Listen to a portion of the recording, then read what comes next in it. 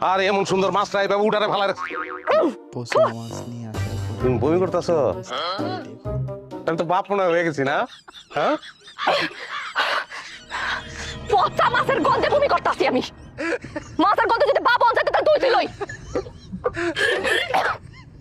আমি দেখছি তোমার বমি করতেছো। কপালে নাই ঘি ঠকঠকে লইব কি?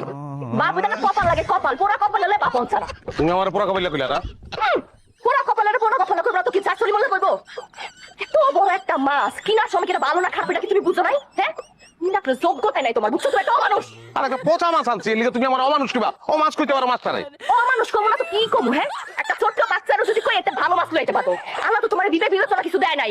গাদা না বলো তুমি আমরা কত এইরকম একটা মাছ আমার কি নাকের মধ্যে ছিদ্র দেয় নাই? আর একটা কথা বলি, একটা কথা যদি আর কইছস তুই, কইলে কি করবা? পচা মাছ দিয়ে বাইরে মেরে ফেলাম তোরে। মানুষ ছিল তুই?